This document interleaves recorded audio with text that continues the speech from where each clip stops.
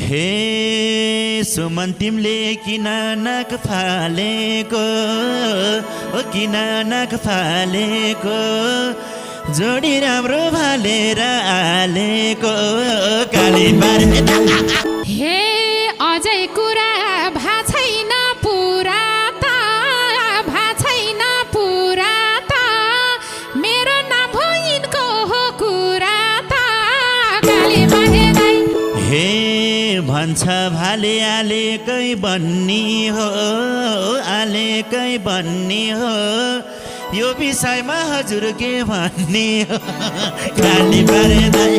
हे नपरोसै उठेर हिँड्न म मेरो भाले आलेलाई दिन्न म काली बारे दाइ हे तिम्रो नाम सुन्दैमा झर्की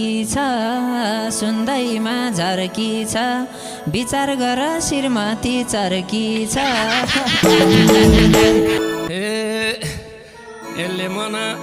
यसले कतै खोज्दैन केटीलाई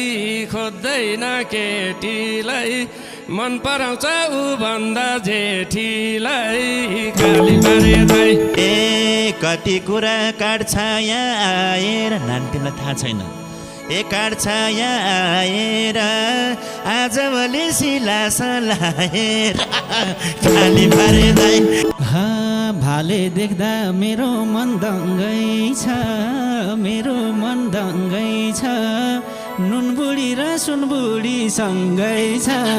काली बारे दाइ हे सँगै परे नुन पानी सुन पानी उसलाई ल्याउँदा कि हुन पानी लयो यसले सबैलाई मनार तेरो के काम यत्रो ज्यान बनार काली बारे दाइ हे हेप्दो रहेछ मलाई पो भनेर के गरिस् त तैरो भनेर काली बारे दाइ हे तिमीहरू हुँदैनौ कोही जस्तो टन्न खाओ सुताओ गई जस्तो हे पागल भाछु भन्दै हिँड्छु यता हो यति आमा साइड लगाइदेऊ केटा हो काली बारे दाइ हे यस्ता कुरा राख है कोही सीता मनै जान्न अर्काको जोइसीता काली बारे दाइ हे के कुरा फुक्दैछौ कानामा त्यसै मलाई पारा छौ घानामा काली बारे दाइ केही नभई त को हल्ला गर्छ नि तिमी अलि सुध्रिनु पर्छ नि काली बारे दाइ हे तिमीले मलाई चिनेकै छैन नाम मिल्या अरू केही मिल्दैन काली बारे दाइ हे कि त कोही नि आफन्त छैन र हजुर अब फर्किने होइन हे गल्ती गरे यो ठाउँमा आएर फर्किन्छु म एक कप चिया खाए काली बारे दाइ हे बुढी मान्छे पुष्माको जाडामा चिया खाँदा त घाम जान्छ डाँडा भाले भेट्न यो सिलाइरहन्छ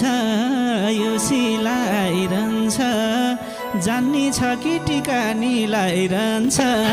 काली बारे दाइ हे हप्तै पछि यिनकैमा झर्छु म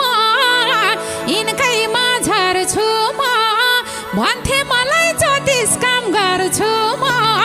काली बारे दाइ यिनलाई चामल हाने थिए फुकेर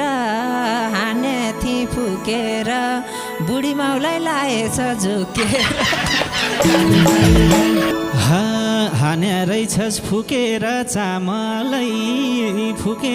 चामलै पागल बनाइस्यो बुढी आमालाई